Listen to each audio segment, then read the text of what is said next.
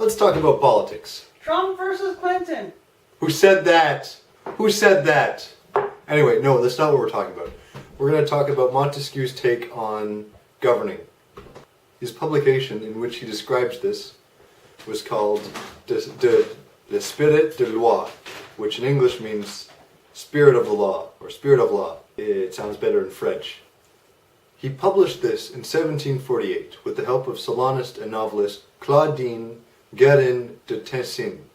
Females were not allowed to think, and he himself did not think females were equal, yet she helped him write one of the most important things he's done. How is that for hypocrisy? This book was condemned by the Catholic Church in 1751, so a bestseller. This work inspired many people afterward. If you hadn't noticed, it's how most governments work today. Well, most working governments. He spent 20 years researching this and writing this book, in which he talks about many things, like climate, nature, anthropology, society, and cultures. To him, there are three types of ruling: monarchy, a republic, which is an elected leader, and despotism, which is a dictatorship. He claimed that the difference between a monarchy and a despotism is the containment of the ruler's power. Despotism meaning there was no control over what he does. There was no rules in place. It also stated that a republic can either be democratic or aristocratic, depending on how much of the people's say is in it, or the general populace. So, aristocratic republic, all the aristocrats elected an official, but the officials only do really what the aristocrats want, not anyone else. To be honest, sounds like a lot of today's politics, but he thought that a republic would be the best form, but things would need to be for the people, so democratic. But even this did not fully promise liberty, as he said. Through research, he figured that things should be balanced more between officials. By improving on what John Locke's ideas, he proposed that there should be three branches of government, and through dividing the powers between them, no branch would outweigh the other one. He based this model on the constitution of the Roman Empire and the British constitutional system. The Roman government was split for the same reason, but only the British was made up of a monarch, a parliament, and the courts, whilst the Romans' parliament was aristocratic. The monarch, parliament, and courts is really what he wanted. He thought that that was the only way this would work. Okay, the first branch is executive. They're the enforcers of the rules, or laws. In his time, this would be the king or ruler or whoever's in charge, whoever's taken over. They would enforce laws that would be made by the legislative branch and interpreted by the judicial branch. This doesn't mean that if you broke a law, you would have to go to the executives.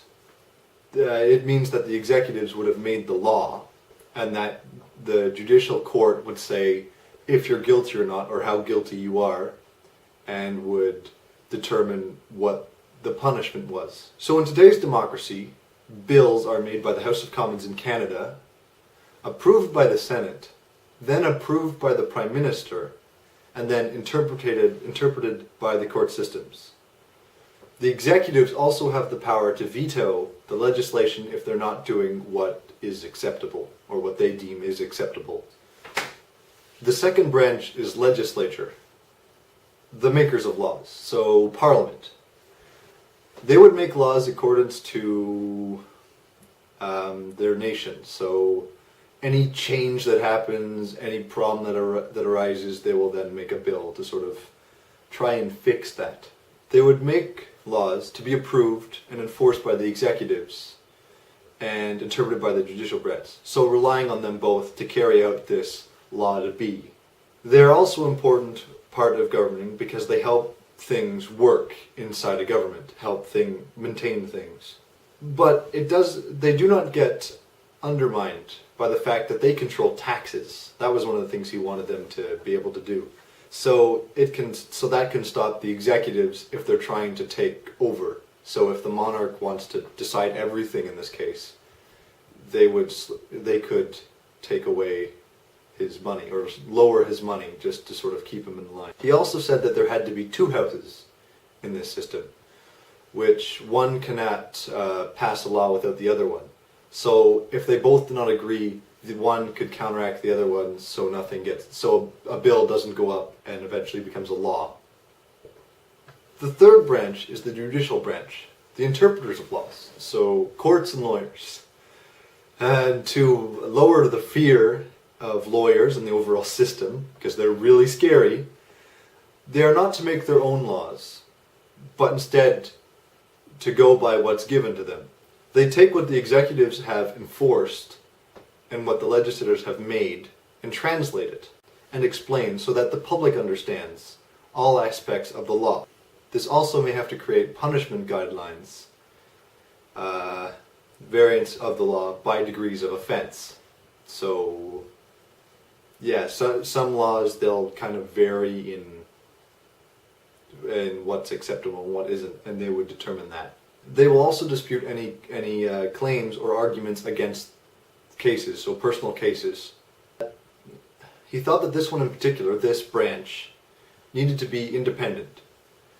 So, need to be dependent on the others, but also controlling in their own way. So they'd make the laws to what they've interpreted,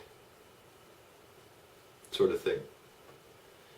So these systems are very similar to what we have today, because a lot of people after this have said, hey, this seems to work for the most part.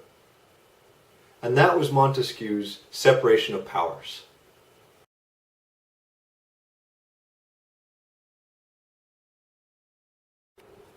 Hello, this is Midnight Thoughts with the Gourd and the Gourd.